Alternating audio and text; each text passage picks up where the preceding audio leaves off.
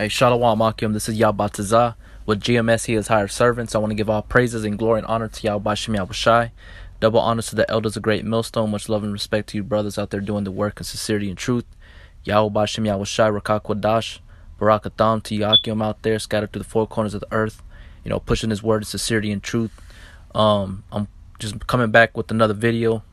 I want to go into the topic of piggybacking amongst brothers' works and things of that nature, when you need to put in your own work with great fervency, if that's a word, but to be fervent in spirit and occupied in business. All right, as it says in the book of Romans, Salakia is through the Spirit, man. Not through the Spirit because I have scriptures set up, but just right now, you brothers already know how things work. You start speaking and things just start popping up in the mind. The scriptures, Romans 12:11. Not slothful in business, fervent in spirit, serving Yahweh, Yahawashi. All right, so that's the point of what I mean to the brothers out there that are trying to piggyback all other brothers' works. Thinking that you're in a good comfort zone inside a big camp.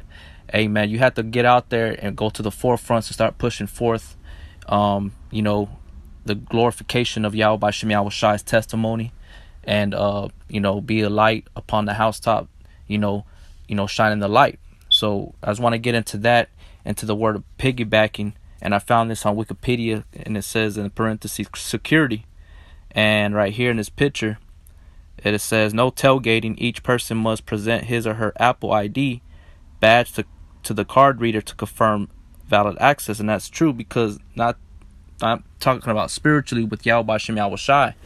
You have to gain access through not only being your works and faith, but also through predestination. But you have to in our times do that work to put on as the hopeful elect. You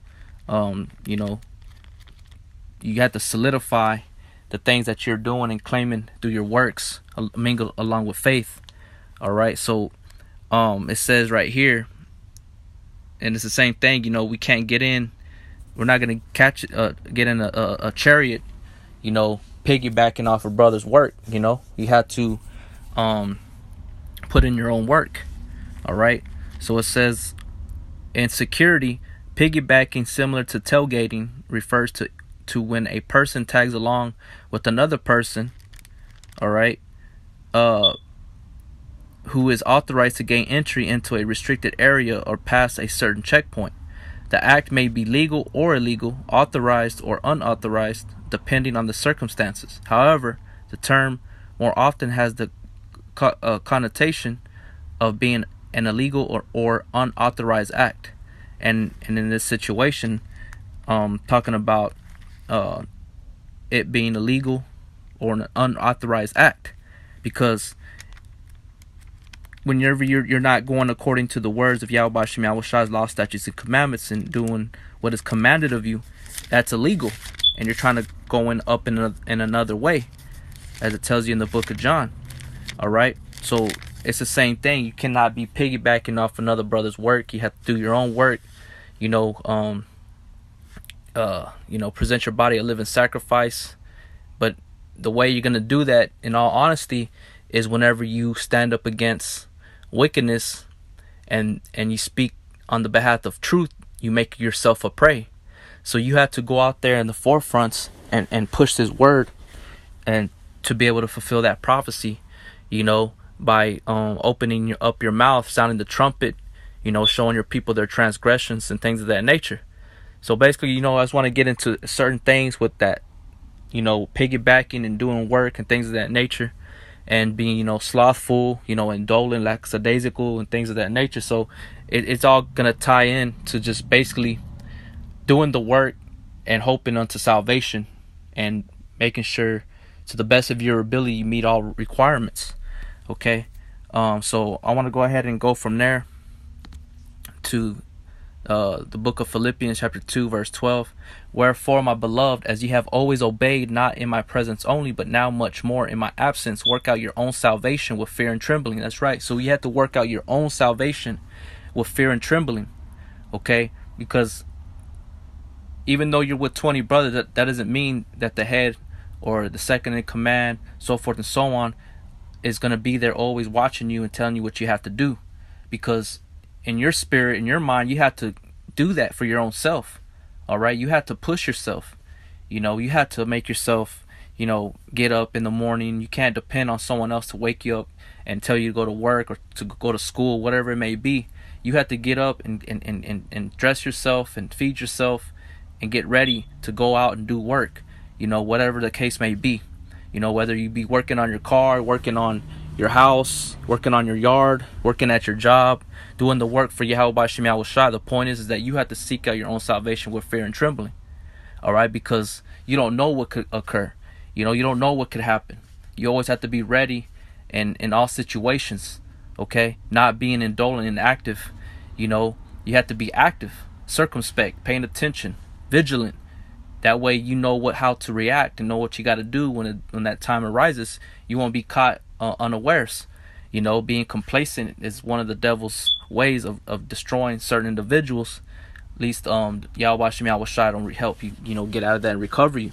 So the point is that you have to work out your own salvation with fear and trembling. For it is Yahweh which worketh in you both to will and to do of his good pleasure. That's right. So it's the spirit of Yahawashi that's going to help you do that.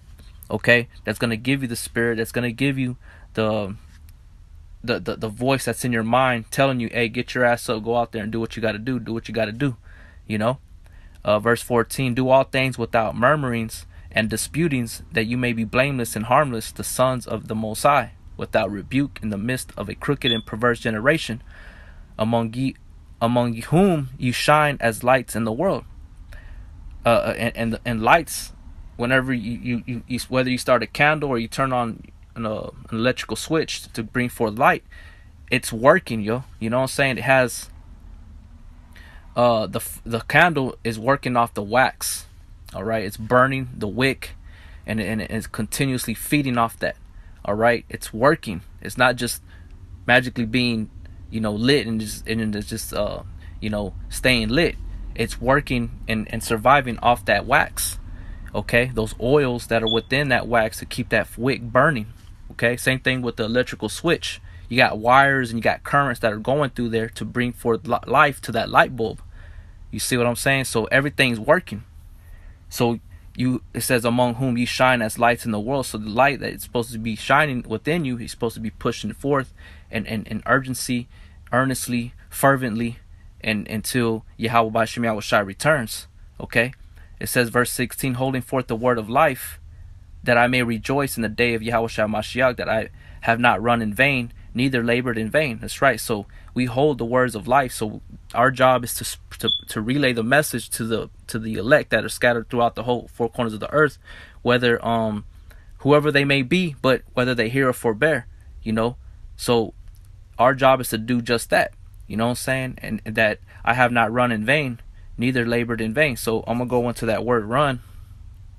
All right. Right here says Traco says to run of persons in haste, of those who run in a race course, metaphor of doctrine rapidly propagated. Okay, so that's our main objective, is to push forth this word, the doctrine, the teachings of Yahawashi. You see, so I want to go from there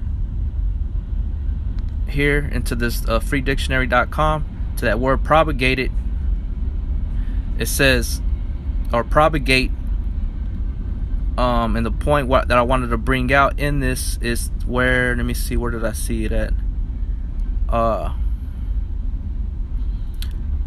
I'll start from here at number 1. It says to cause an organism to multiply or breed, to breed offspring, to transmit characteristics from one generation to another, to cause to extend to a broader area or larger number, spread, to make widely known, publicize.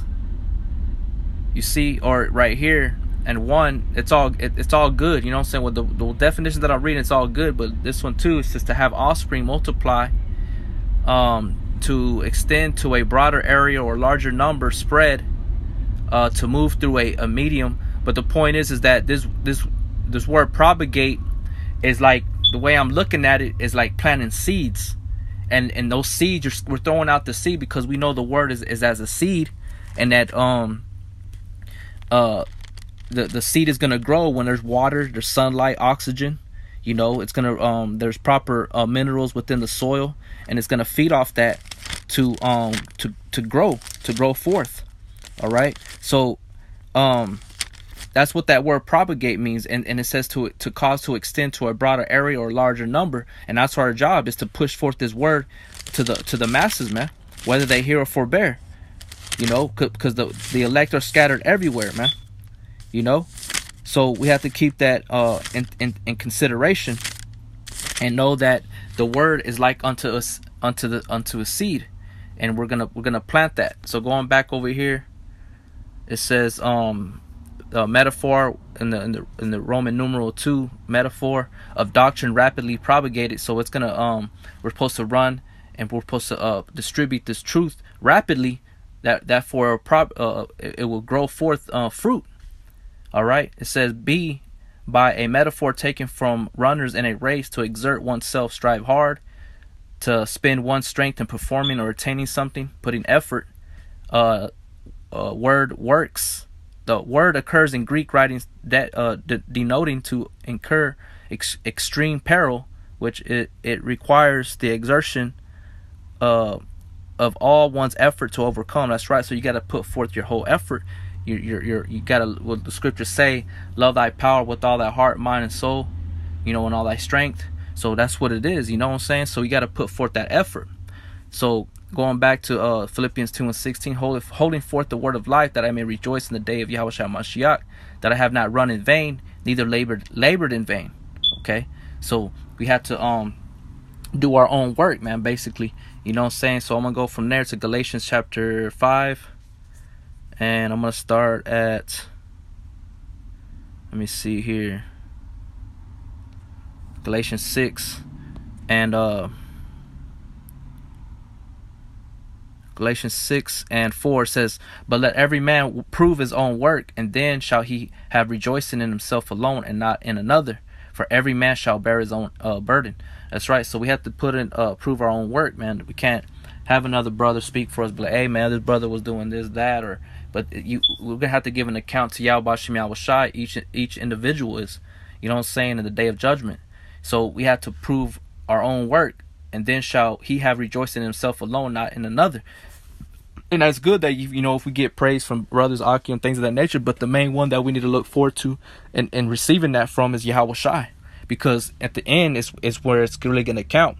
Because when he says to come up hither, that's when we're going to know we did and we pleased Yahawashi. We did everything that we could.